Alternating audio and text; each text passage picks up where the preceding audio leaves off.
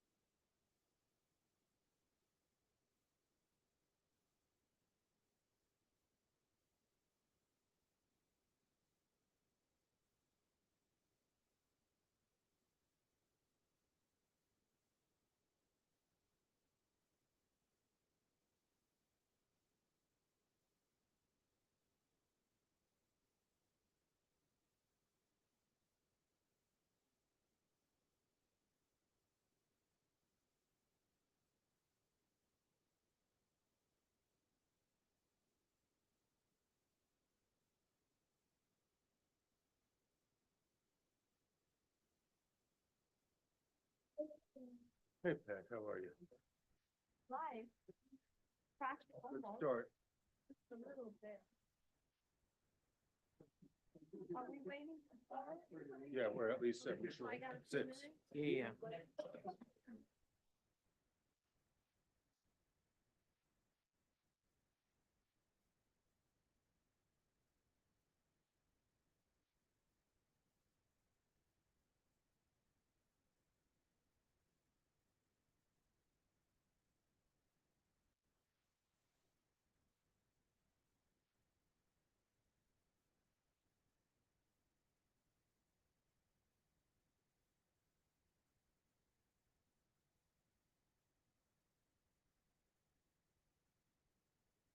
Actually sick. She won't. She's joining us virtually. I know. So it's COVID season.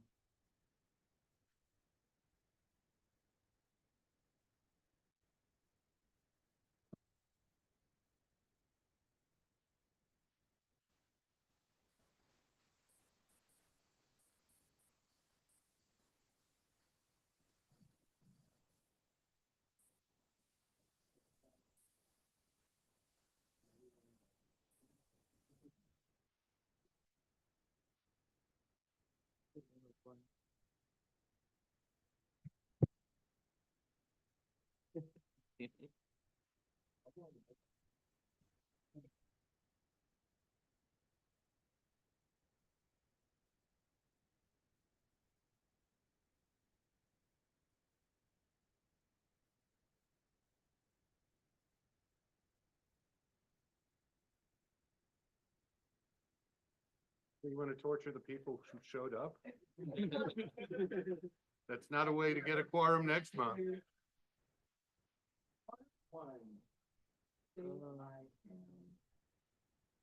I totally forgot that he did that.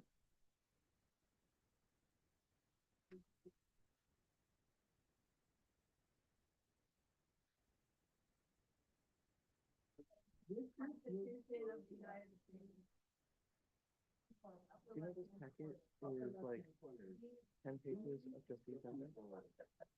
I'm sorry? Is that what she gave you? Yeah. It's, it looks like it didn't collate.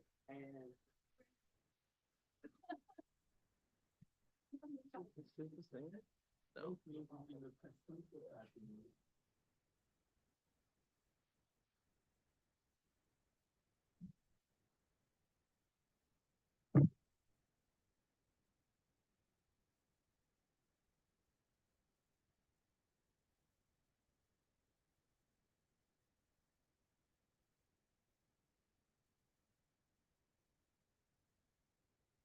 Loose. Good evening, everyone. We are waiting for a quorum. So we're just gonna give it another minute or so.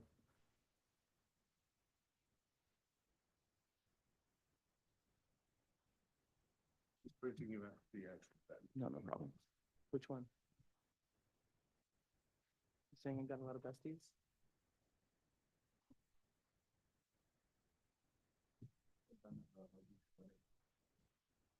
Oh. Remember that for next year. Yeah, home alone. We've never done that. Every December board meeting.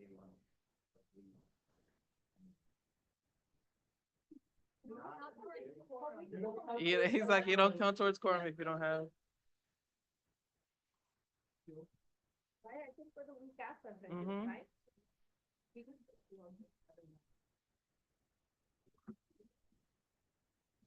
Don't worry. You don't come first. You don't count towards quorum. And then if voice is on, you go back home. Exactly. Come back, and then we make more. I've overrated the officer. Exactly.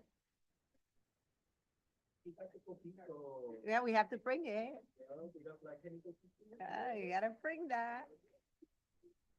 I'm gonna start a fire. I'm a little selling a great sweaters right out. Mhm. Get them now, get them now, they're hot in town. Mhm.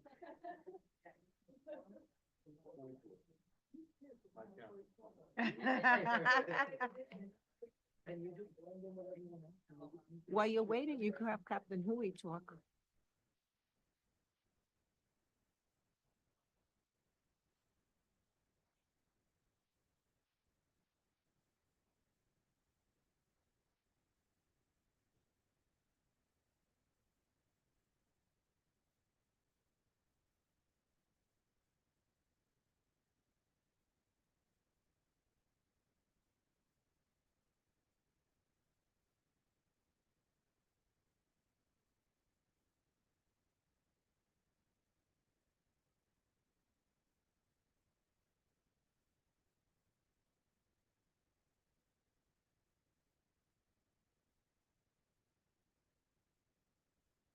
Have him go. And you got Pat, right?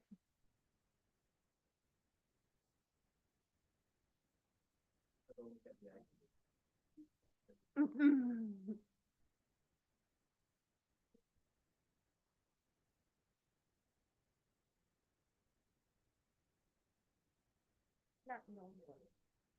got it. Thank you. Appreciate the brief.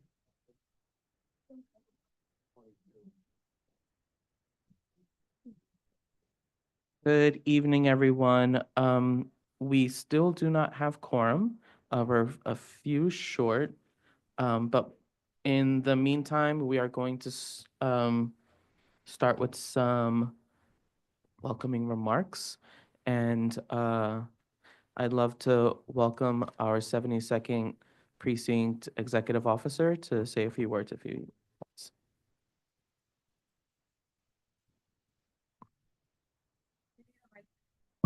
Yes. Trying to be loud enough to have everybody hear me. Just the introductions, Captain Huey, 72 Precinct Executive Officer.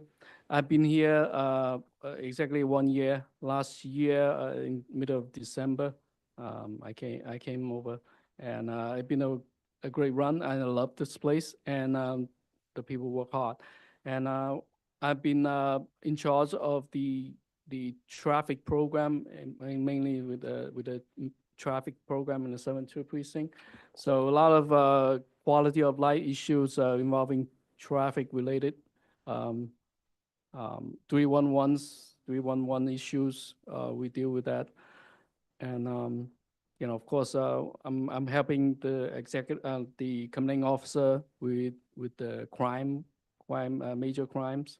So we deal with the judges, not the judges, and the district attorneys, in terms of prosecution, bails, requests, keeping them in jails, so anything that enhance safety.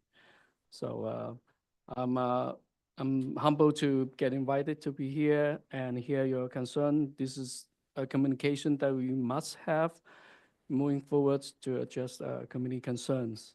So I'm thankful for having me here. And I'm glad to see many of you present here. So, all right, thank you. Question. Yes. So at the last meeting, DI Suarez shared that there's going to be a person dedicated to traffic enforcement on Fifth and Eighth Avenue, right? Which you said last time. Has that person been assigned yet?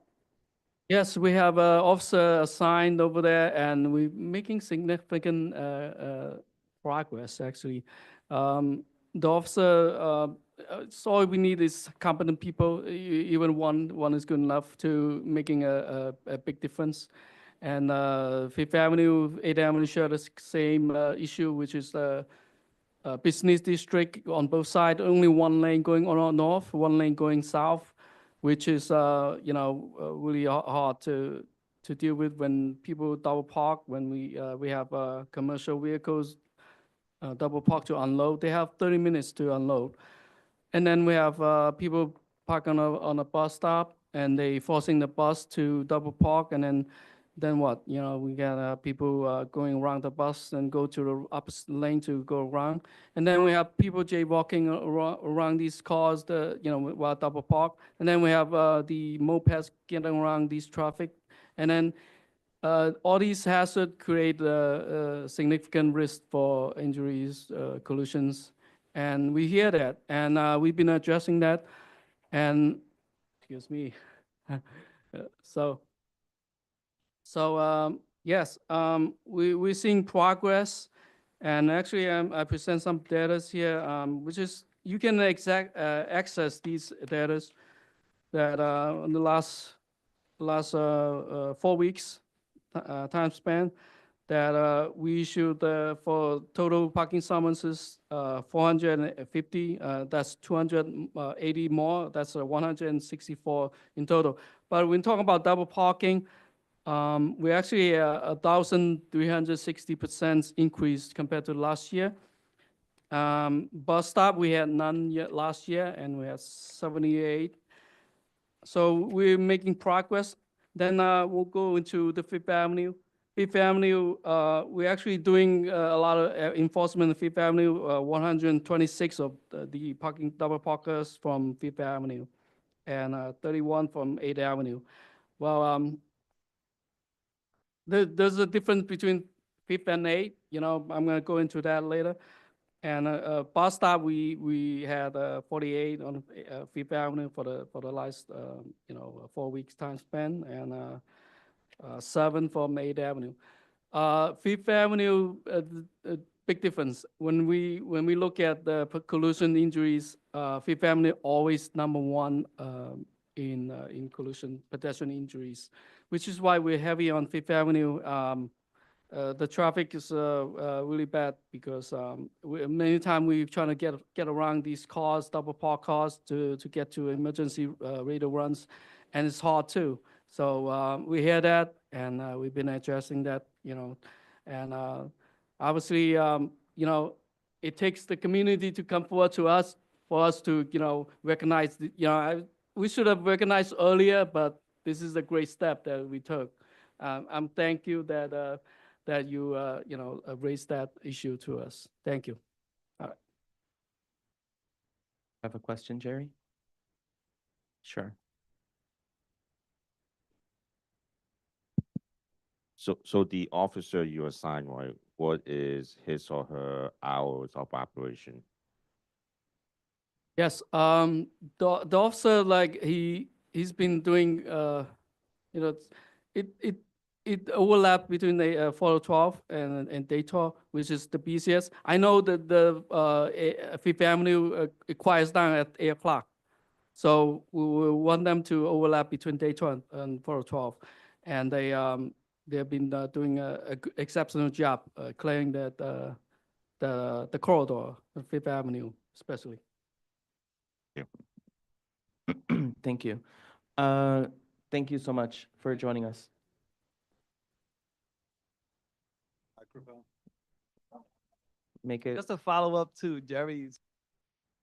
It's pertaining to the schedule. Does it apply as well on Saturdays?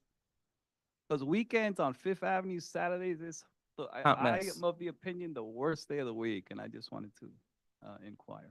Yeah. Well, the officer, he's on a schedule. He doesn't have the set day off.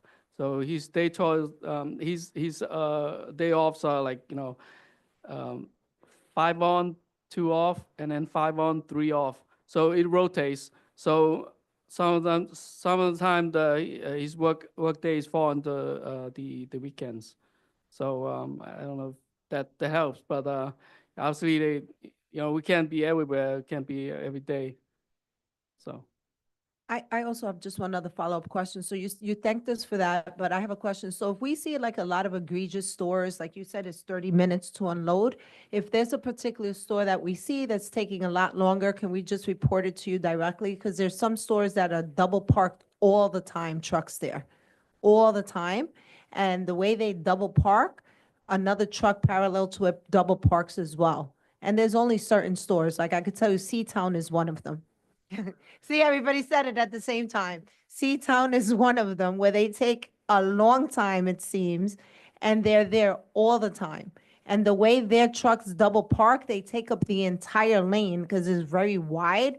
And he's not a very good business neighbor because it has been brought to his attention by various people, but they still do it. So that's one of the places that I know that has been a concern for the community on 47th and 5th Avenue. It always clogs up right there, and it's because of Seatown. Thank you. I will bring that to the officer, so he's gonna Thank you. pay a I little bit more appreciate it. attention to That that. corridor. Yep. Thank you. Thank you. Thank you so much. We do have quorum. Okay, can you pass the microphone? Thanks, Jerry. Yeah, some of the spots on Fifth Avenue are dedicated loading zones, but I often see cars parked illegally. Keep going. Cars parked illegally in the loading zone to use the loading zone to double park. So I guess enforcement of the loading zones seems like a good place to start. And I'm wondering if it would be helpful for you guys if we, the community board, sent a letter to the Department of Transportation asking for more loading zones on the block so that there's more space for businesses to park when they need to unload to protect us all from the double parking. That's a great idea. I think we could. Do you have like a area that we can start with, because we can't make it all like loading zone. But how about Seatown? Seatown sounds good. Sounds good. Look, the concept is the same with the bus stops. You blocking the bus, you have to double park. It's the same way. So the penalty should be the same too, to my opinion. So C-towns, we could put out a traffic intel report and have the what's called DOT to follow up on that. That'd be great. Thank you. Thank you. Thank you. Thank you so much. Sure, thank you. So we do have quorum, so I'd like to officially open our December board meeting. And we will begin with the Pledge of Allegiance. Pledge allegiance.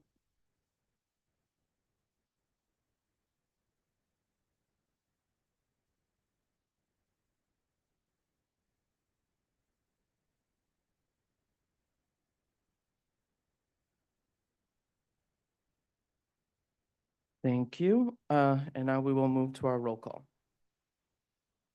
Evening, excuse me. Good evening, everyone. When I call your name, please acknowledge.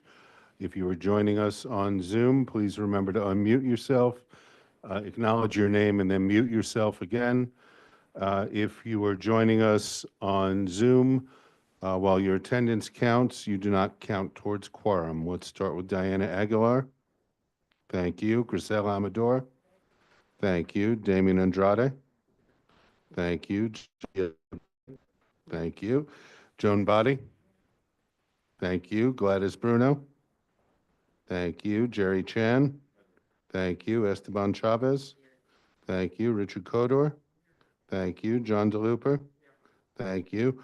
Beatrice DeSapio. Here. Thank you. B, you do not count towards quorum.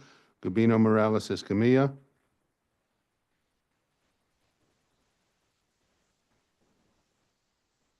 Present. Sorry. Thank you. Gabino, you do not count towards quorum. Cynthia Felix. Thank you. Jamie Freed. Thank you. Kin Fung. Thank you. Diana Gonzalez. Thank you. Hector Gonzalez. Kenny Guan. Moshe Hecht. Moshe is present. Thank you. Moshe, you do not count towards quorum. Nicole Huang. Nicholas Jackson. Thank you. Dan Kaminsky. Thank you. Jeremy Kaplan. Aaron Keith. Present. Thank you. Aaron, you do not count towards quorum. Wyco. Barbara Lee. Thank you. Christina Lem. Angie Lau. Paul Mack. Thank you. Antoinette Martinez. Thank you. Jonathan Martinez. Thank you. Marilyn Melman. Thank you. Rosie Moda. Present.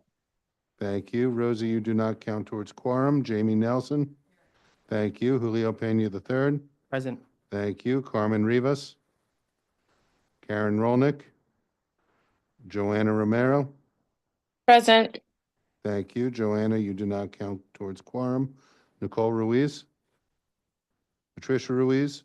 Thank you. Damaris Santiago. Present. Thank you. Damaris, you do not count towards quorum. Sam Sierra. Thank you. Kalina Sorma. Thank you. Faye Walker. Thank you. Catherine Walsh. Present. Thank you. Catherine, you do not count towards quorum. Cesar Zuniga.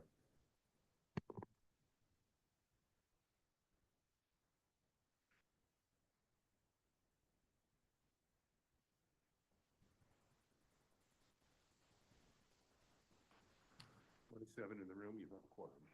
Thank you. Welcome again, everyone, to our December board meeting. I'd like to move to adopt the agenda with one correction. The Membership and Attendance Committee will be providing a committee report with a vote expected, and that'll be after the Education, Health, and Human Services report. Is there a motion to adopt the agenda as amended? Motioned by Pat, seconded by Damian. Is there any objection to adopting the agenda? Seeing or hearing none, the agenda is adopted. Moving to adoption of the minutes from the November 20th board meeting. Is there a motion to adopt the agenda, the minutes?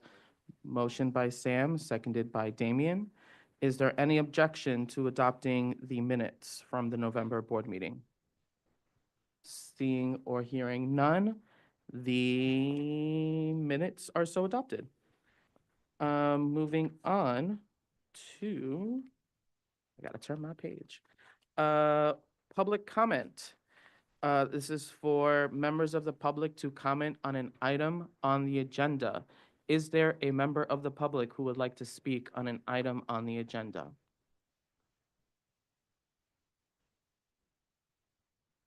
Seeing none, we will move to our elected officials report, which I have right here. Let's start with this one since you wrote that one first. Start with Myra Molina from Congressmember Dan Goldman's office. Myra, you could unmute yourself. I'm mute now. Thank you very much. Hi, good evening, everyone. I'm Myra Molina from Congressmember Goldman's office. I just want to start off by saying happy holidays to everyone in the district. Holidays are here, and it's time to gather, to reflect on the year, and also, I want to provide several updates, district updates that the Congressmember has been working on, this past month, and also DC updates. First one is that the Congress member has demanded that USPS, which is a post office, investigate mail theft across the district, the New York 10th Congressional District. During an oversight committee hearing with the U.S. Postal Service, the Congress member demanded an investigation into mail theft in New York 10 to get answers and solutions for the Postal Service on this problem, which has been harming very many constituents in the district, from mail theft, from like constituents not getting in their mail, customer service. There's a lot of issues going on. So any issue that you may have, feel free to contact our office. We're always happy to help. And while we may not get the best solutions, we'll keep moving. We'll keep working with the constituents to get to what they need and want. Also, more district updates, DC updates, I apologize. The Congress member has sent a letter to federal banking regulators to address stolen Social Security benefits. He has joined another Congress member, Foster, in sending a letter to banking regulators to address the uptick in physical mail theft related to check fraud is being addressed. And also he has called on for any year-end disaster relief funding package to include housing assistance for disaster survivors. I'll be sending the board report around, and you guys can share amongst yourselves. But like I mentioned, feel free to contact me regarding any casework, any update inquiries, and I'm happy to answer. Thank you very much. Thank you so much, Myra. Moving to Emmett Mendoza from Assemblymember Mitaina's office. Emmett, you could unmute yourself. Hi, good evening, everyone. This is Amit Mendoza, Chief of Staff to State Assembly Member Marcel Martinez. I apologize we can't be there in person. We had an incident at the office that we're still dealing with, but we do wish, and the Assembly Member wishes everyone a safe and warm holidays. A couple of updates on our end. Just first, basically, our office has seen an increased uptick again in the number of constituents who've been having their SNAP benefits skimmed. As many folks know, our office has been fighting vigorously this with our elected colleagues on the state and city level and federal level as well. Unfortunately, because of the lack of funding that there is right now, the opportunities for people to apply for a refund in SNAP skimming will lapse on December 20th. Right now, we're planning to go back to session next year and fighting to create more funding so that people who are facing SNAP and cash assistance frauds have the opportunity to get refunded for the amounts that were stolen.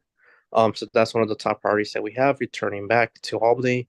A second update that we know is going to start kicking into effect January 1st is that the minimum wage across New York State but specifically in New York City will now be $16. So if you're an employee or an employer, just pay attention to the Department of Labor's website. This is part of legislation that was enacted last year as part of trying to make sure that the minimum wage stays on track in regards to the inflation rate. Um, Thirdly, we also know that that congestion pricing will start taking effect in the new year. Information is available on the MTA website, but if anyone has any questions, feel free to reach out to our office. We're more than happy to assist on how to help individuals who may be directly impacted to pass some of the discount prices that are available as well on the MTA website. Lastly, our last update that we have is that our office will be closed to constituents starting on December 23rd, all the way to January 3rd, but we'll be working remotely, checking our emails and voicemails if any urgent matters come up. Again, we would like to thank Community Board 7 for the opportunity to collaborate and to work together on making sure that the constituents get the information they need. Finally, the Assembly members starting to get ready to go back to Albany in the new year.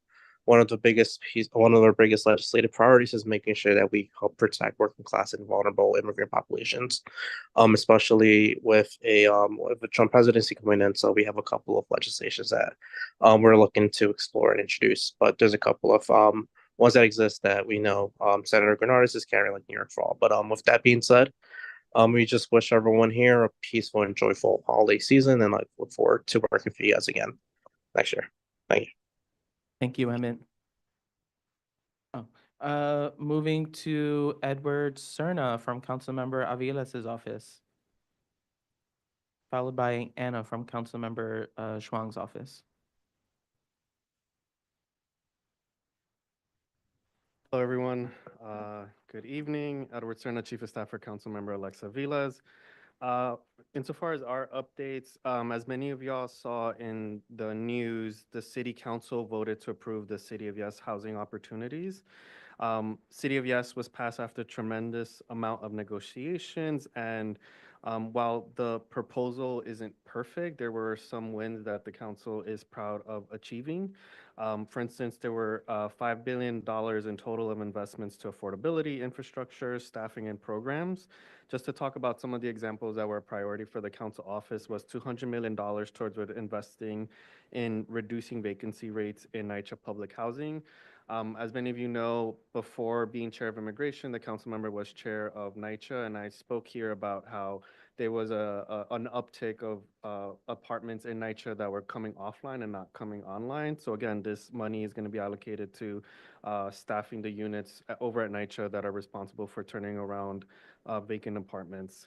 $187 million were also going to be invested into expanding the City FEP's rental assistant program, which impacts New Yorkers who are homeless and in the shelter system.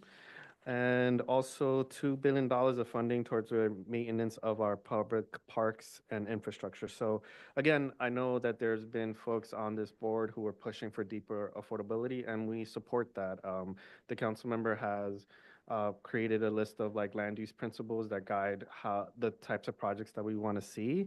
And so, yeah, we're just proud of this achievement. And, you know, there's some materials on our website. So if you're interested in learning more, because it is a big proposal and covers a lot of zoning changes. So if you want more nuanced and nitty gritty in the weeds kind of stuff, you can go to our website and there'll be materials there. Community board applications are open, and so for sure, share the word. You know, sometimes there's times when we're waiting a significant amount of time to reach quorum, but applications are now open. So if you know of a neighbor who's interested in getting involved or a young person that is interested in getting involved, now's the time to apply. Lastly, you know, we're heading into the new year, and there's concerns about this incoming federal administration and, you know, purported calls for mass deportations. And as now the chair of immigration, Councilmember Aviles, is calling for a committee hearing. It'll be on January 16th at 10 a.m. at City Hall. The hearing is going to be titled Protection of Our Immigrant Communities, and it'll seek to assess what the city is doing to protect both new and long immigrant populations in the city of New York. Just want to say that the council member and the New York City Council stands in firm commitment to protecting immigrant neighbors and upholding longstanding sanctuary policies. The mayor has said that he's exploring whether he can circumvent some of these sanctuary policies through executive action. And again, it's a power grab. It's more of the same things that this mayor wants to do to honestly push forward Republican things that, in hopes of a pardon, who knows? He has a lot going on, but we here at the council are focused. We want to support our immigrant communities, and if there are mass deportations, we will have Know Your Rights trainings and other materials that we'll be sharing in the new year. So other than that, thank you all for all your hard work this year. We are always here to support, and happy holidays, and thank you again. Thank you, Edward. Anna Farsova from Councilmember Zhuang's office. Okay, we'll come back.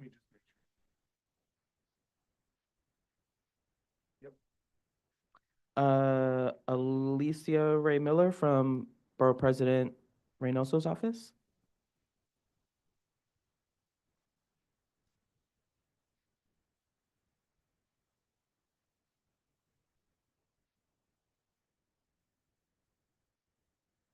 Hi, everybody. My name is Alicia. I'm with the Brooklyn Borough President, Antonio Reynoso, and had a few updates for everyone.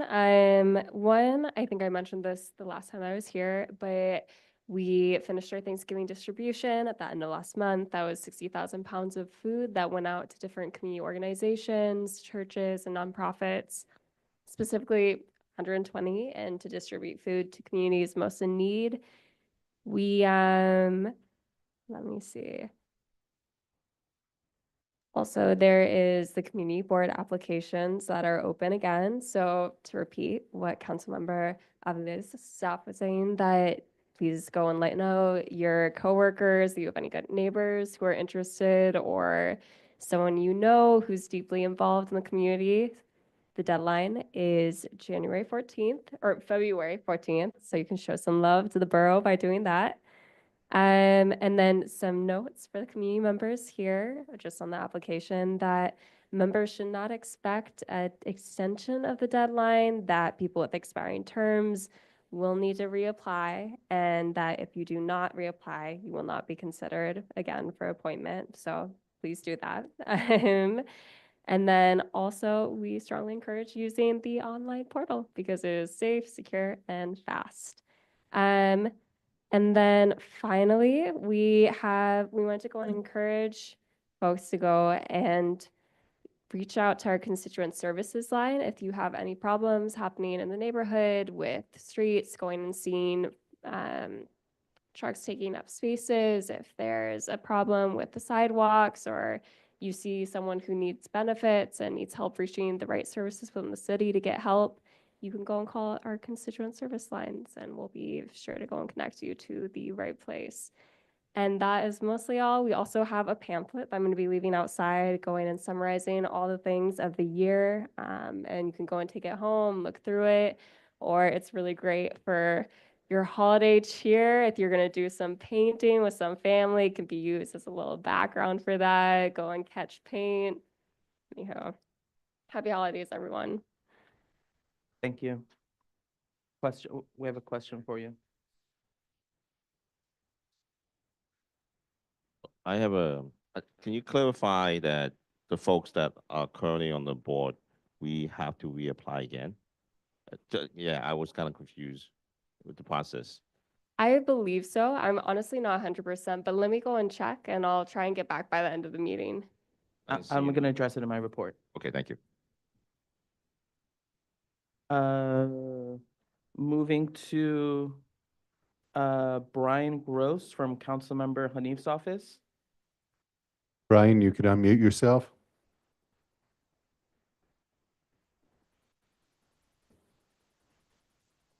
Brian Gross, you could unmute yourself. Okay, we'll come back. Anna Farsova from Councilmember Zhuang's office.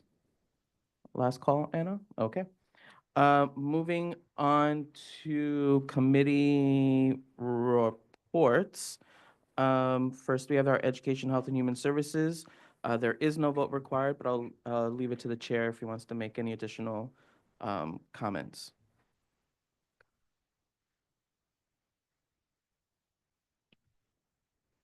Hello, everyone. Um, uh, hello. I'm going to start with our meeting with New York City Smoke Free, which is a program from Public Health Solutions. Their mission is to end the devastating tobacco epidemic in New York City, and their vision is to ensure every New York City resident has the right to breathe clean, smoke-free air where they live, work, and play, while providing resources for people who smoke to quit. On this, they are promoting two programs, and I'll talk about their first programs called Reality Check, which the main objective is to empower youth to lead change. Reality Check is a student-led adult-sponsored initiative for youth ages 13 to 18. Its goal is to reduce teen smoking by exposing the tobacco industry predatory tactics. Benefits of joining these programs include leadership development, teamwork, and public speaking opportunities, engage with legislators and youth-related health issues, create multimedia projects, and fulfill services hours or build skills for college. If anyone works within this area, is interested to bring this to the schools or to any organizations, please come to me, and I'm more than happy to be a bridge between our community and this program. The second program is called Smoke-Free Housing, and their main objective is promoting healthy living spaces. The benefits of joining this specific program includes protect residents' health from second-hand smoke, reduce fire hazards and property maintenance costs, and provide healthy spaces for family and communities. They offer services, specifically technical assistance and policy templates, complementary smoke-free signage, and referral to legal and smoking cessation resources.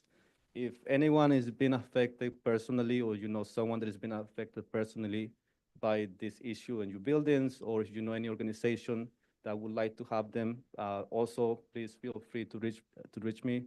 I'm more than happy to serve as a bridge from the community. And I think that's it for me, my report. If anyone has any questions, feel free to ask. Question from Pat. I had attended that meeting via Zoom. Unfortunately, due to technical difficulties, I had to get off because I couldn't hear it. But now that I hear what you're saying, isn't it discriminatory against smokers? Well, if it's affecting your health, I don't really think it's I'm only asking, marijuana was legalized. There are smokers. I personally am a smoker. I smoke in my home. I have humidifiers and all of that stuff. But to me, if I was to move and there is a building that says I can't live there because it's smoke-free, I think that's a problem. Is it a law? Can it be done?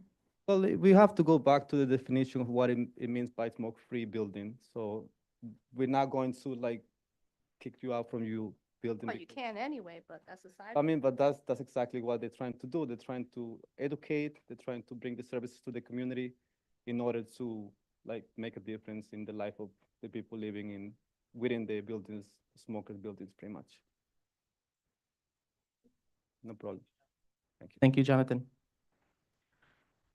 Moving to our membership and attendance committee, which was added to our agenda, I will turn it to Pat. I prefer to sit. Thank you. We met to discuss the attendance of Carmen Maria Rivas. She is a newly appointed board member from May, I believe. She attended the May meeting, the June meeting, did not attend the September, October, and November meetings. We made phone calls. The staff made phone calls to her like we always do to let them know, you weren't here, blah, blah, blah. She said she would be at the next month's meeting. Next month's meeting came, she didn't show up. Lo and behold, she was given an email and a phone call to present herself this evening. She didn't respond by the deadline, which was Monday, 4 p.m. The committee met and we unanimously agreed to remove Ms. Carmen Maria Rivas from the board for non-attendance. It's something we don't like to do, but unfortunately, it happens. Thank you. Thank you, Pat. And just to clarify, the committee unanimously voted to, Voted unanimously. We all agreed. thank you. The motion is to remove Carmen Rivas from our board as per Article, I don't remember what article in our bylaws, but as per the article in our bylaws for non-attendance, it came out of the committee, so it does not require a second, and now we will move into discussion. I saw Antoinette's hand up first and then Jonathan. Jerry, can I ask you to pass the microphone? Thank you. Sergeant Arons. Hi, did Carmen respond after the Monday deadline? No, she has not responded. She didn't show up tonight, as you can see. No, Jonathan and then Sam. Oh, thank you. Well, I want to make a point about this. I think this is something that we experience not only in the general meetings, but also in the committees. So I really want to stress this out, that everyone that joins the committee, to make sure that they attend to the committee meetings and to participate, because you are doing this for your community. If you don't want to do this, you're always welcome to don't join the committee. Thank you. let me just add to that, as the chair of the membership and attendance committee, we understand that you can't always be physically able to attend a meeting, but we do have the virtual choice. So, it's like there are options. Thank you. Aaron Keith. Aaron? Did you have a comment? Hi, my comment was just that, I just wanted to get a better understanding of her intentions, of her maybe employment status, if there was, coming from a very intensive, field. There are some times where I have 60-hour weeks, and there are other times where I have 40-hour weeks. And I'm wondering if there was any expression about her intentions for joining that specific committee, or if she was able to provide any feedback. Granted, don't sign up for something that you can't commit to. Don't make promises you can't fulfill. But also, I do wonder if she did provide any feedback, if she provided that. Thank you, Aaron. To my knowledge, she did not provide any reason or rationale for her absences earlier this year. Part of the reason why we send a friendly and gentle reminder after 2 meetings is because we want to give people an opportunity to let us know if something's going on. She stated that she would attend the next meeting and she did not. And then when we asked her to come before the membership and attendance committee, she did not respond. And that could have also been an opportunity to share, like you said, if there are, extenuating circumstances, which, this board has, Noted. worked with folks in the past, but yeah, she did not attend the meeting, did not respond to our notification. And so we are here. Noted and agreed. I agree. I agree. Thank Yes. you. Is there any other discussion? Jonathan, we'll close this out.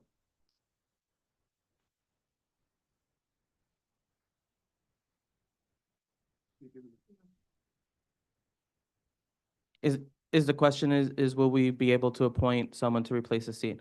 So that's an actually really good question. It depends on who recommended the appointment. If it is the council member, they would make a recommendation. If it's the board president, they would make the recommendation to fill the seat. I have noticed in the past, mid-year or mid-term appointments are not as common as they used to be. Although a couple of years ago, when we had several vacancies, a mid-year appointment was made to fill them. But that was well over a couple of years ago now at this point. Question. How many vacancies do we currently have? 4? We have 4 vacancies. Can I? What? 1 second, Pat. Dan had his hand up.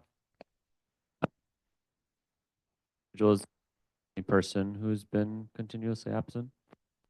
Yes, Carmen was the only board member who has had at least 3 consecutive absences.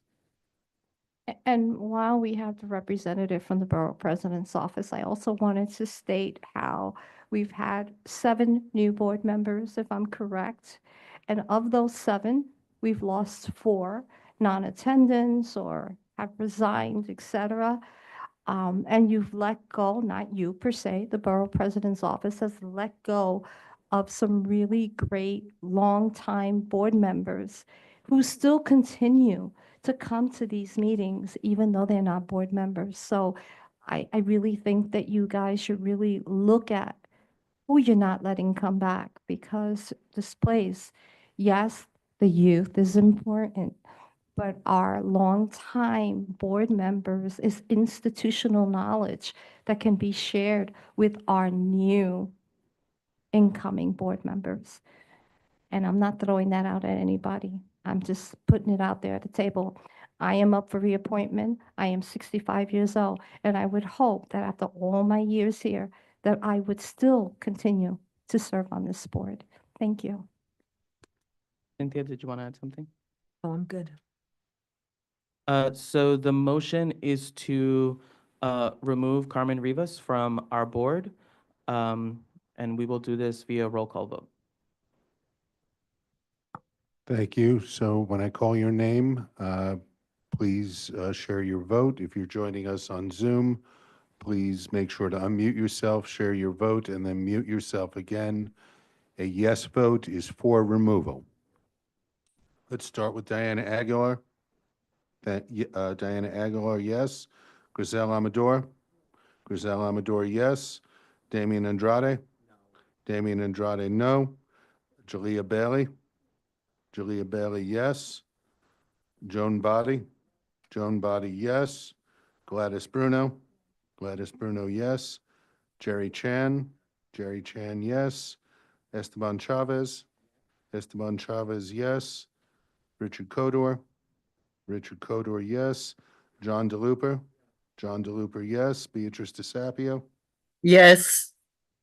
Beatrice DeSapio, yes. Gabino Morales Escamilla? I abstain. Gabino Morales Escamilla abstains. Cynthia Felix? Yes. Cynthia Felix, yes. Jamie Freed? Jamie Freed, yes. Kin Fung? Kin Fung, yes. Diana Gonzalez? Diana Gonzalez, yes. Hector Gonzalez? Kenny Guan? Moshe Hecht?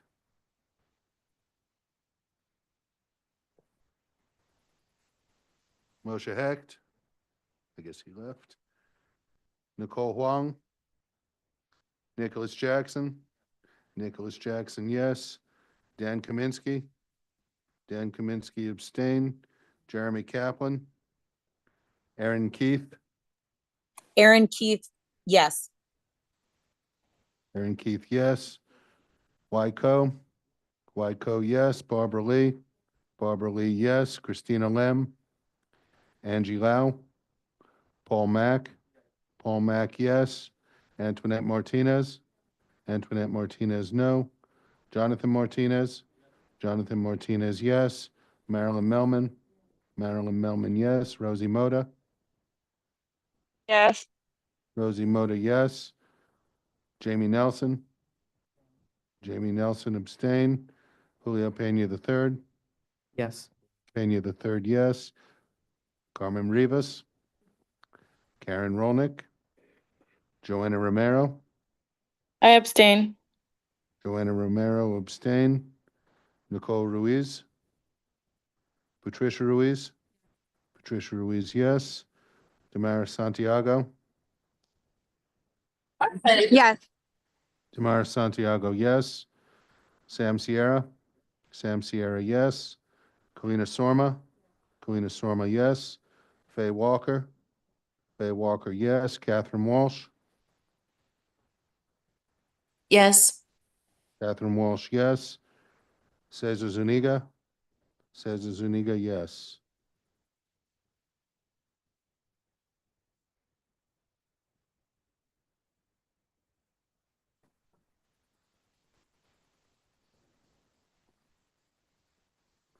Thirty yes, 2 noes, 4 abstention, the motion carries. Thank you. We will notify the Borough President's Office that a vacancy now exists. And I want to thank this board. I know that voting and exercising our uh, authority and our bylaws is not an easy one. But to Jonathan's point, this is a commitment, and we ask that folks make that commitment. If they can't, they communicate that. So thank you. Uh, Sure. Yeah, let's just get you a microphone. Okay. I'm sorry. I should have earlier when we were on the discussion. I didn't realize it was wrapping up so quickly. But I just wanted to say that I am an active pair of ears here, and everything that's said back and is heard by me and others. So definitely what you were saying earlier is heard and will be passed on, and what everyone was saying here. So we'll be here to go and tell to pass on the information, the 4 vacancies, the statistics with them being the newer members, as well as whether there'll be reappointments for this community board, and we'll try and bring that back by next meeting, but it will be heard within the weeks to come. But thank you, everyone. That's all. Yeah. Moving on to our second roll call. Thank you. I'm just going to call the names of the people who were not here during the first roll call. If you don't hear your name, you've already been marked present or have been removed from the board. If you were joining us on Zoom, please remember to unmute yourself, acknowledge your name, and then mute yourself again. Hector Gonzalez, Kenny Guan, Nicole Huang, Jeremy Kaplan, Wai Ko, thank you, Christina Lem, Angie Lau, Karen Rolnick, Nicole Ruiz, Cesar Zuniga. Thank you. Roll has been called. Thank you. Moving on to the chair's report, I have just a couple of items. Earlier this month, myself, Jeremy, and Damaris had our monthly meeting with EDC. Of note, EDC will soon be launching an economic mobility training program with a location here in Sunset Park. It is designed to connect community residents to train them for upcoming jobs in the climate sector, in workforce development, similar to the Workforce One Center. I'm very excited that they're launching this. More information is going to be available in the new year, including an RFP for nonprofit organizations. As Edward mentioned, City of Yes housing passed a couple of weeks ago. One thing I did want to note that was changed in the proposal originally. It would have eliminated parking mandates citywide. They, however, changed the proposal that there is now zoned parking mandates based on transit-oriented neighborhoods. So for example, us in Sunset Park, Bay Ridge, or parts of Bay Ridge, I should say. R- Sorry? Yeah, Bay Ridge got a nice carve out. Are in Zone 1, which eliminates parking mandates. Zone 2, which is further away, I believe Windsor Terrace is considered in, parts of Windsor Terrace considered in Zone 2. It reduces the parking mandate. And in Zone 3, which is mostly South Brooklyn, Canarsie Mill Basin, does not eliminate parking mandates. I just wanted to note that change.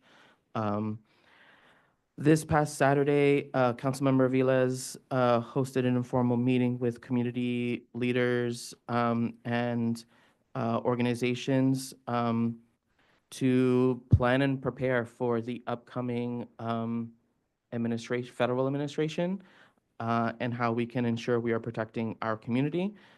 It will be the first of what I hope would be several meetings, because we will have a long 4 years ahead of us.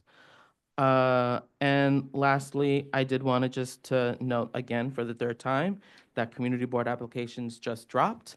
I encourage those who were appointed 2 years ago to reapply, and those who were appointed to fill a vacancy, I believe that's 2 members, will have to also reapply. We will be sure to reach out to the BB's office so we have the correct list of people who need to reapply, and we will send them a friendly reminder.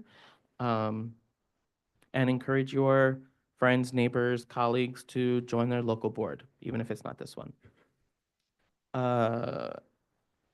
Yes. Yes. Not on Zoom. Alexa, turn on the microphone. Not, oh, yes, it is. Okay, so did you send out the applications already? Or, I mean, was it sent out already or? No, that hasn't gone out yet. It'll go out either next week or the first week of January. By regular mail, email? Oh, it'll come by email. Okay. My application via email, check your spam. Yes, they are not playing. I got my reappointment. So maybe you're not up, but I am up in March. So they have been sent out by email. I stand corrected. Antoinette?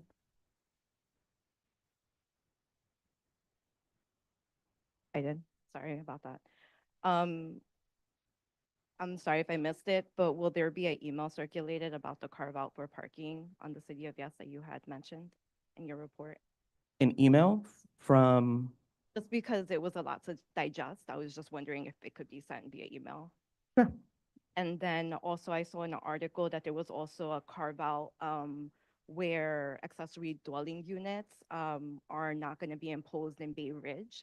So that was something that, you know, they advocated for, and was just curious if that information is on the website or if there are any other exceptions that were made, you know, in City of Yes, if there's transparency so that we're all aware of everything that came out of that in negotiations with City Council. I don't know if a rep from Avila's office or we can follow up with. you can also ask DCP to get some clarification. Then I also wanted to follow up. A couple of weeks ago, there was an email that you had circulated about tour at the Made in New York campus, and a number of us had signed up and never heard back. So just wanted to follow up with that as Yeah, well. thank you for elevating that. I dropped the ball on that, and hopefully in the new year can get that scheduled for the board. Go ahead, Edward.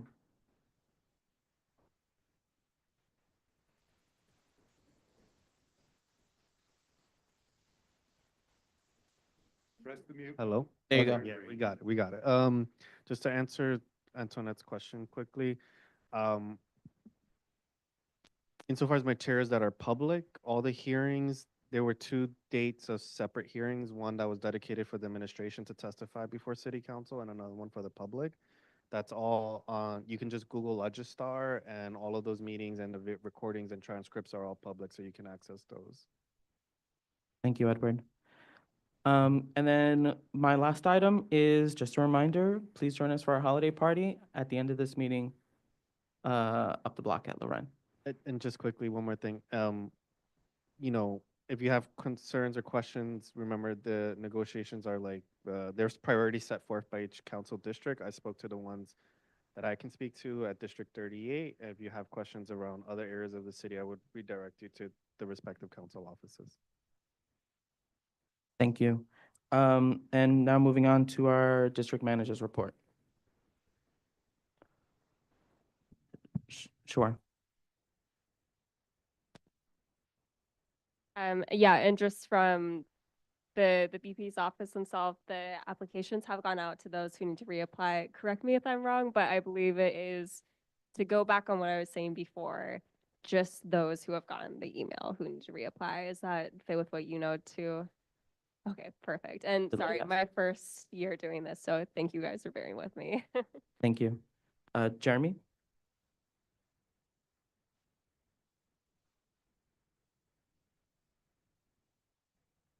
I would ask clarification from the BP's office because I have not seen the application. Jeremy? Yeah. Oh, Aaron, did you have a question about the chair's report? Yes, so my architecture firm actually received not only the technical memo that was provided by CB7, but we had some of the original documentation or notes from the City of Yes vote. And I can provide that on like a Google Drive if y'all want it. I could send it, forward it to the community board, and you guys could distribute it as necessary. If that's helpful, I don't want to like over inform if it's not already necessary. If you guys already have this information, I don't want to be redundant. Thank you, Aaron. Please do. And moving to Jeremy, third time's a charm. No hands up? Good evening again, everybody. In deference for the holiday party, I kept this short. You could applaud that. Kind of pathetic. Thank you. Thank you, enthusiasm. Okay, so today is the last day we are collecting for the holiday gift drive. However, if you happen to come in tomorrow with gifts, we're not going to say no. We are looking for volunteers to help us sort through toys tomorrow and Friday. By Friday afternoon, we should be distributing whatever we have received and purchased with donations to all of our family and our domestic violence shelters in the district. We're hoping to get toys, at least one toy for every kid. The applications for community boards has been brought up numerous times. I will just say tomorrow when you get your newsletter, there's going to be a link to the application for potential new members. I hope everybody will share that with anybody who might be interested in joining this board or joining another board if they live in another community. It's the same application.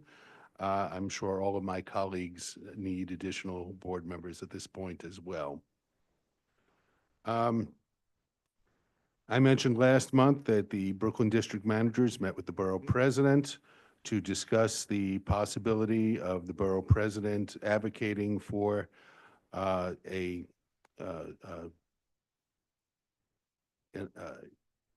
in the 2026 election, I forget what it's called now, we've just been through the election, a vote to allow for a central staff for community boards, which would, much of that goes through the borough president's office, including HR, including legal, including timesheets, and various other things.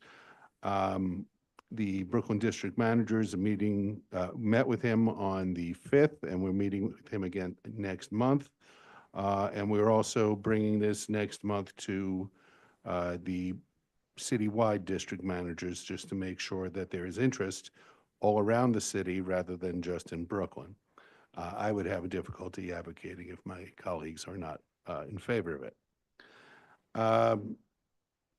This is a reminder, starting in January, the Department of Sanitation is going to start issuing summonses for not having the correct trash baskets.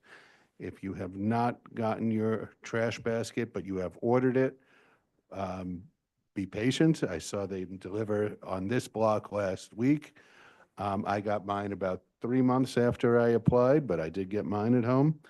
And if you don't know where to go for that, we have flyers on the table for you to call to order or actually order yours. I don't believe you call.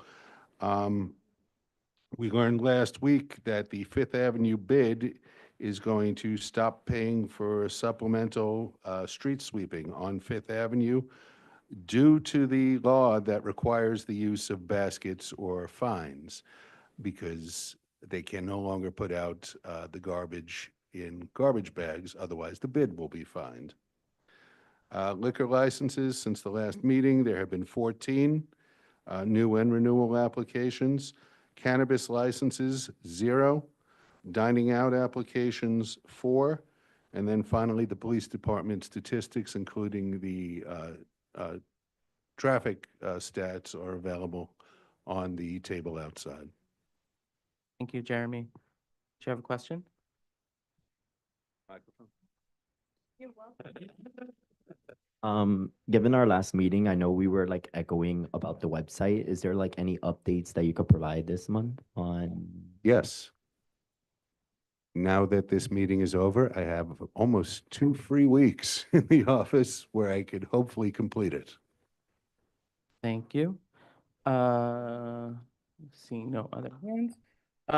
Moving on to old business. Is there any old business? Diana?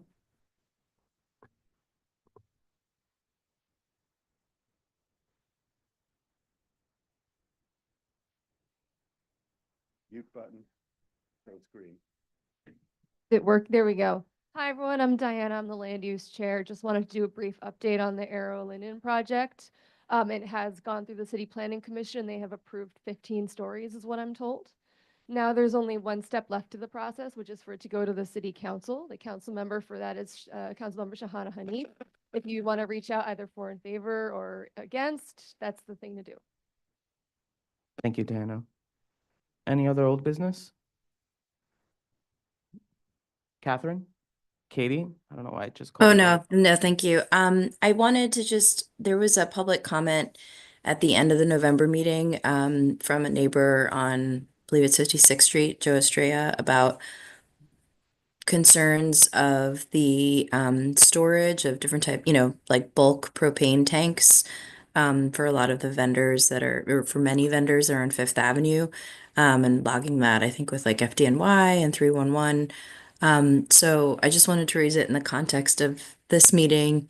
I know Cynthia's there, so I don't know if Cynthia, if you wanted to say anything about your meeting plans, but just know that that was something that, we heard and that we're trying to figure out what next steps look like with having them come to a meeting by CB7. So yeah, Julio, if you want to respond, or Cynthia or anyone else. Yes, we're planning a joint meeting with FDNY and other constituents, including Alexa Vilas's office, many other agencies, not just addressing the propane, but in general, addressing vendor issues on Fifth and 8th Avenue.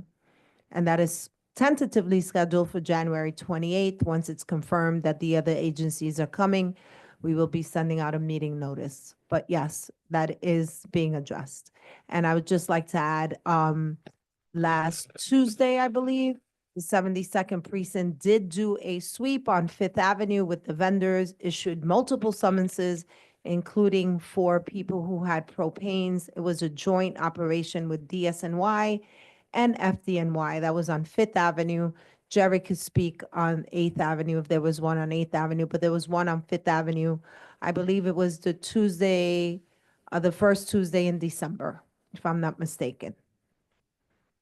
And Jerry's nodding his head to state that there was also One on 8th Avenue. one on 8th Avenue. And Edward, nothing?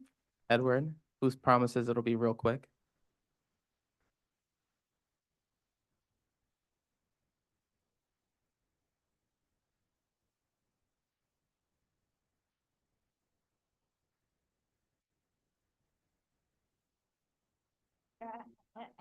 Need a microphone.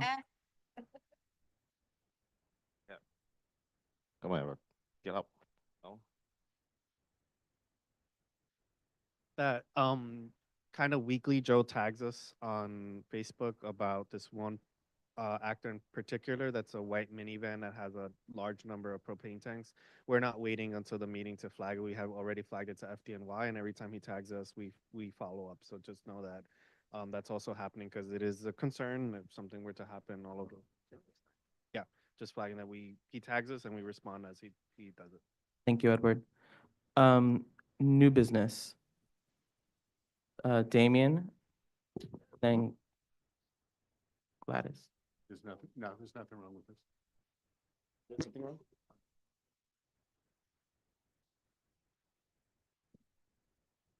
Sure. Hey y'all. So I got a couple, just one new business items, given that, we were hearing talks from our elected representatives, staff about the concerning, Trump administration, and how I believe Emmett has talked about the New York for All Act.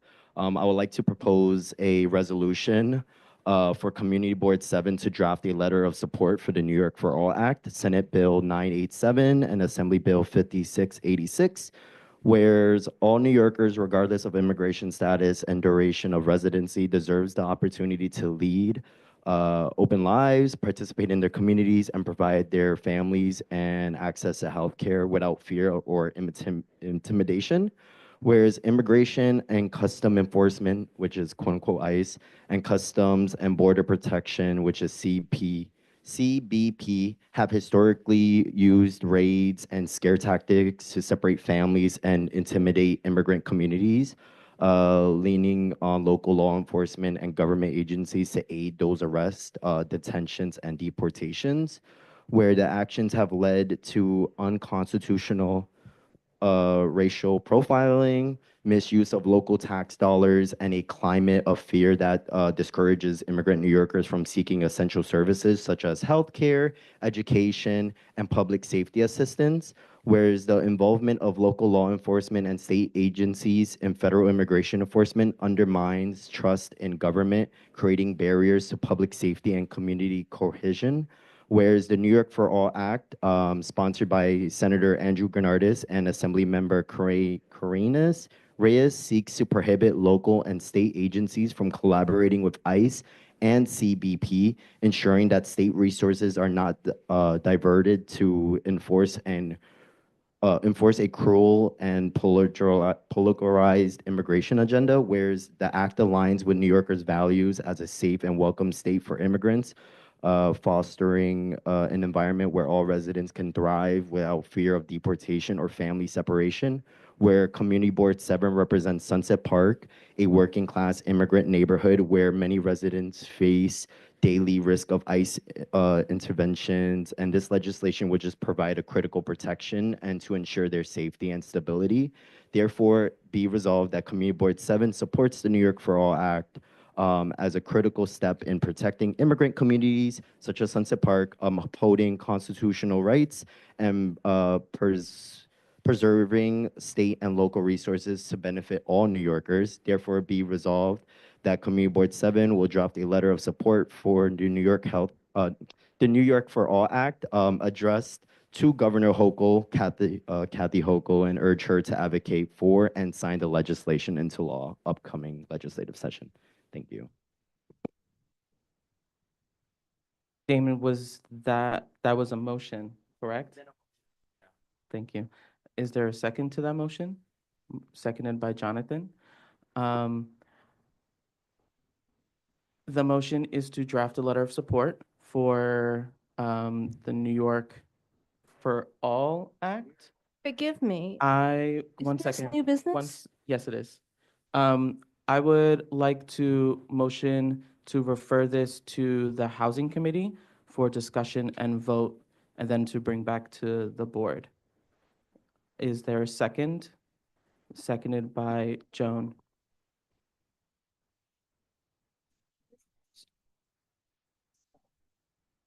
Is New York for All not related to housing?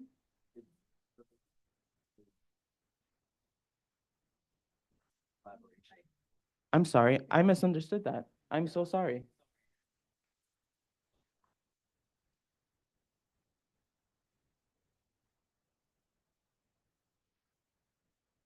I'm sorry. I don't know why. I thought you said housing. I must have misunderstood. I'm so sorry, Damien. Um, I would like to amend my motion to refer this to either public safety or health, human services, and education um, for discussion and a vote to bring to our January board meeting.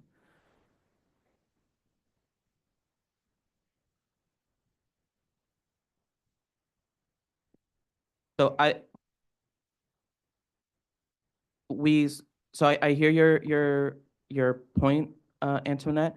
I would prefer that this go through committee for discussion for finding the language and sending to our full board for a vote. My preference is that motions like this come from committees so that there's broader discussion and there's more force behind the motion and language. So the motion is seconded. All those in favor of referring to committee to bring back in January, please raise your hand. Thank you. Hands down. All those not in favor, please keep your hand up until Jeremy calls your name.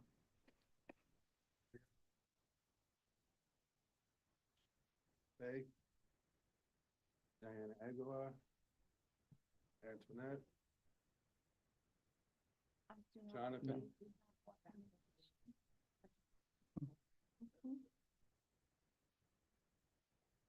Jan. Damien had his hand up. Oh, Damien, please keep hands up until I call your name. Joanna Romero.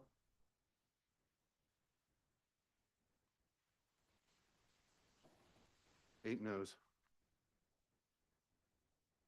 Thank you. The motion passes. One second. We're going to be referring this to committee for discussion and bringing to our January board meeting.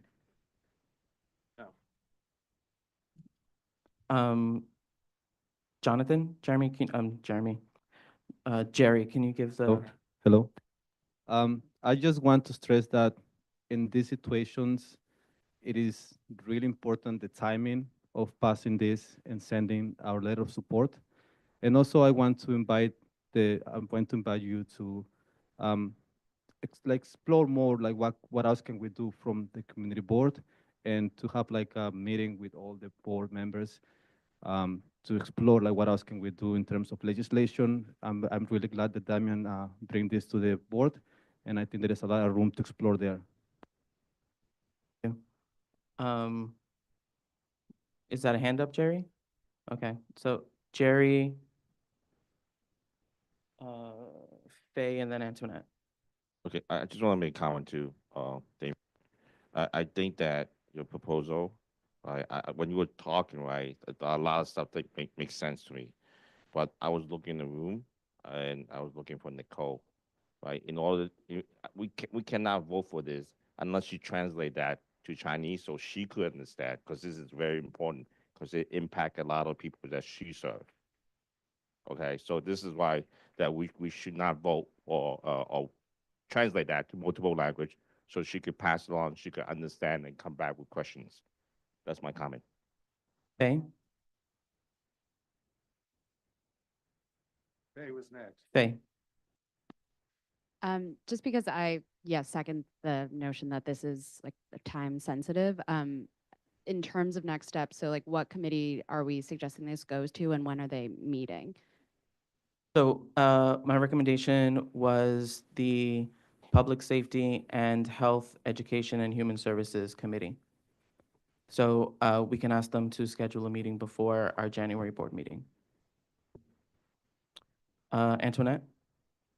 So on January 20th, MLK Day, that's inauguration day.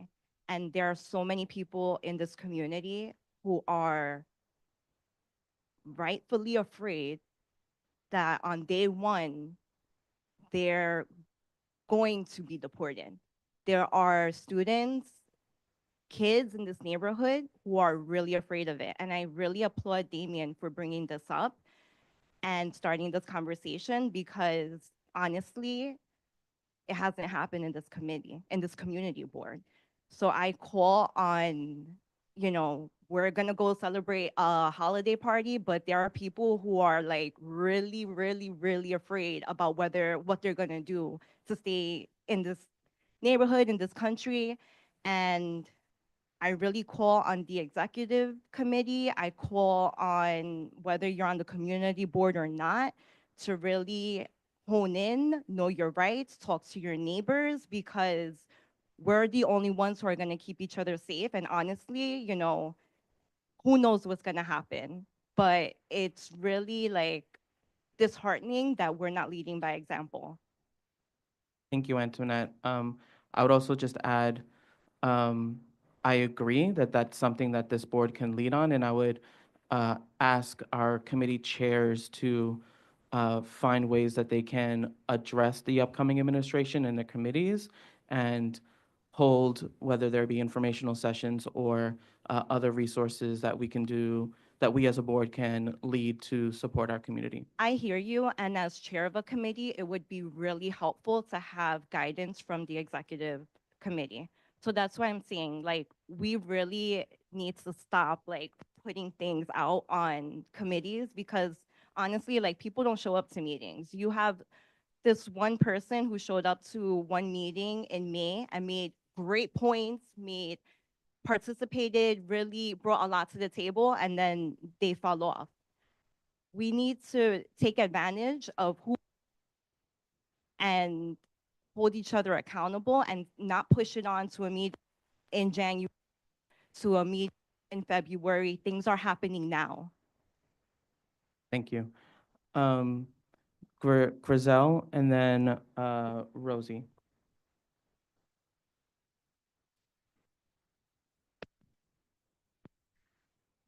United Student Center, we have the Christmas party this Friday, the 20th. Everybody has a special invitation. We're gonna have the parranda de Navidad. Seniors really participate in everything. So everybody have here a special invitation. Thank you, Grizel. And 3 days. Rosie? And then Cynthia? Okay. Hello. To add that there's organizations that are hosting Know Your Rights workshops that can happen. The board can co-host Know Your Rights workshops, like with New York Immigration Coalition. And I've done 2 of those, like in Queens. So that's something that we can do to help prepare the community. And we've been doing those all year because of the newly arrived New Yorkers. And can I add, I do want to add another item really quick. I just want to celebrate CB7 for this year. It's been very full and busy, and it would be great to have like a highlights of everything we've done or accomplished, or how many toys we collected for the January meeting. Thank you all. Thank you for that suggestion, Rosie. And I believe Cynthia wanted to respond. Yeah, just to add to that, there is a meeting happening Friday at OLPH. It is in collaboration with the Mexican consulate about this very issue. It is at OLPH at 6:30 on Friday, December 20th, at 526 59th Street, if anyone is interested in attending. I also have been to several Know Your Rights meetings as well with New York Immigration Coalition. So there are opportunities to attend these meetings for the community. These are open, so you could spread the word. I'm not sure about Chinese translation, Jerry, but I'm for sure know they're gonna have Spanish. So we could find out from them as well for them. Mexican consulate, I doubt it, but Never know. We are very inclusive people. Also want to share January 4th, the Three Kings celebration being hosted by the Brooklyn Sunset Park Lions Club, also at OLPH. All are welcome. We host about 400 families. It is a cultural event free to the community and to the children. Thank you. Barbara? I just want to say that I've been involved with trying to keep people from being picked up ICE like long before I joined the community board. I was one of the people that would walk around this neighborhood, and if we saw people who looked like ICE, we would warn other people. We had a whole network. That said, we knew what was going to happen or what might happen once Trump got elected. We had since the day that he was elected to start, organizing and motivating people. It didn't have to wait until this meeting. We could have brought it to last month's meeting or even before then to start getting this. I mean, to come here at the last minute doesn't make any sense to me. And it was that important to some of us. It should have started, day one after election. That's all I have to say. Thank you. Thank you, Barbara. Diana? I just think all this conversation about having Know Your Rights workshops is really important. So I just want to make one thing clear. New York City is a sanctuary city. We already forbid the NYPD from working with ICE. Now, is that a perfect system? No, sometimes they do it when they shouldn't.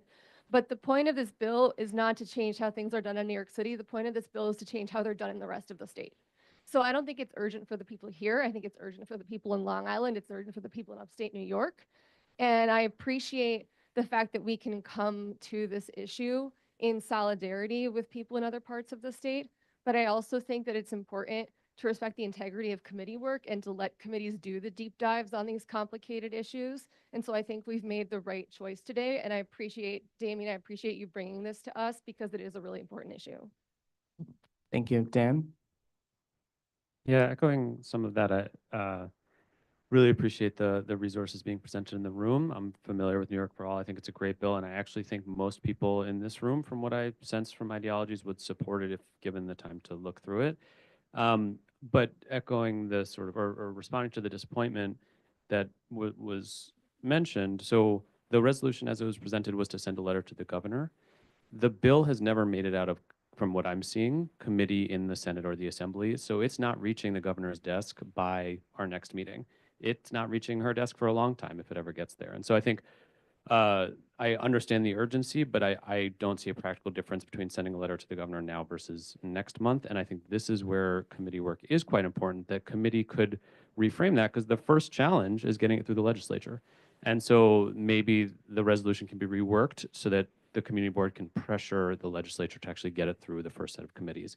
And again, I think that ideating can happen in a good way in committees. So Thank you, Dan. Is there any other new business? Faye?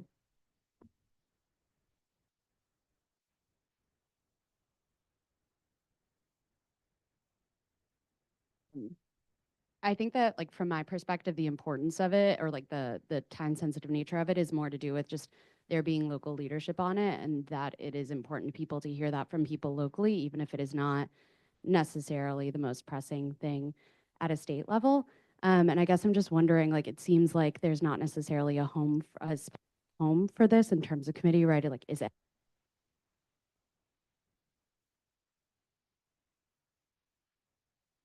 like to form an immigration committee?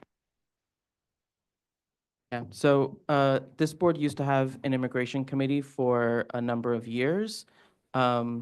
Due to changing leadership and its inactivity, we moved it back into Education, Health, and Human Services.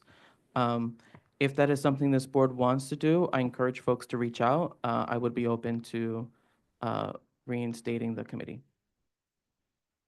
Mhm. Thank you, Faye. And Jonathan, to close this out. Hello. Given the participation of everyone in the board, I will propose to do a workshop, explore what can we do from the community boards in terms of legislative process and things like that. And I'll bring this to the board of president. I know they do like some workshops like throughout the year, so probably they are in the best position to put something together and to present to the board. Thank you. Moving on to public comment. Is there any member of the public who wishes to speak to the board? Please come up. You'll get 3 minutes.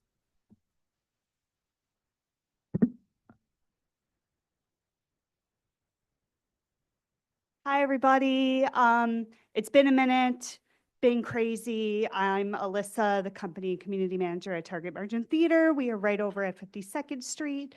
I just wanted to say our upcoming production is here. And we have local specific discount codes. You can only get them if you find one of these things, which will only be in Sunset Park. So I want to make sure people know. So if you're interested, some right here, some on the table. We hope that you'll come see it. It's a weird show because it's for the first time in a long time not in our space. It will be at Skirball Center, but we hope the community will come out anyway. Happy holidays. Enjoy the party. Thank you. Seeing no additional public comment, come on up.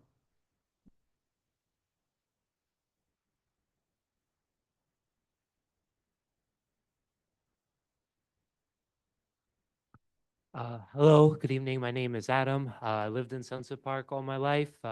Hopefully, I'm hoping to remain here also. I love this community. Can't see myself really finding another one like it. It's really unique, one of a kind. And the backbone of this community is our small businesses. I mean, it's really a unique experience we have with the small business in our community, right? The employees know you by name, you know the employees by name. They always put 100% effort into delivering your food, delivering your services. And unfortunately, a recent threat to not just the small businesses in Sunset Park, but all across New York City is the emergence of Amazon. And fortunately, uh, Amazon really doesn't care about its rank and file employees, many of whom live in this community and live paycheck to paycheck. And because of Amazon's horrible working conditions, the workers at the Staten Island warehouse and the Queens warehouse have begun preparing for a strike. If a strike happens, which is looking like it most likely will, and you're someone who is enthusiastic about preserving our small businesses, preserving workers' rights, I encourage you to go and support those workers, many of whom make are living paycheck to paycheck, like a number of us in this community, and a number of them are, of course, from this community. And the upcoming administration is obviously very pro big business, but and we will be stuck with them for the next 4 years. But wouldn't it be nice to have at least a small victory over Amazon before the new year? Thank you for your time and consideration. Thank you. Seeing no additional public comment, meeting is adjourned. Wish everyone a wonderful holiday season.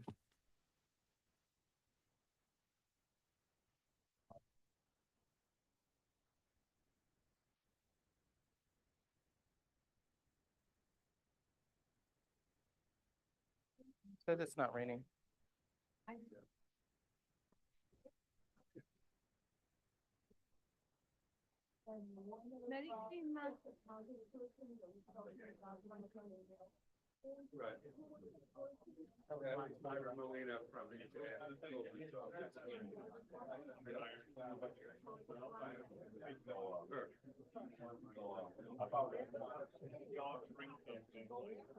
Yeah, Myra would be